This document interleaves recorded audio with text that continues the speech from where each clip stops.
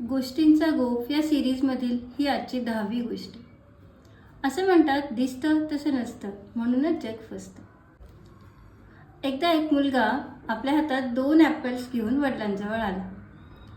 त्याची टेस्ट घेण्यासाठी वडील त्याला म्हणाले, अरे बाळा, एक ॲपल मला दे ना खायला. तितक्यात त्यांनी त्या हातातल्या आपल्या ॲपलचा एक बाईट घेतला.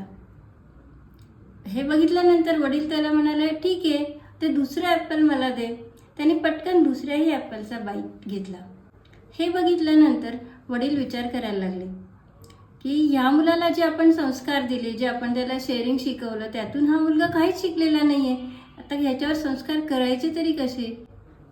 आणि तेवढ्यात तो मुलगा पुढे आला. वडिलांना म्हणाला, पप्पा, तुम्ही हे ॲपल खा. हे ॲपल जास्त गोड आहे, हे ॲपल कमी गोड आहे.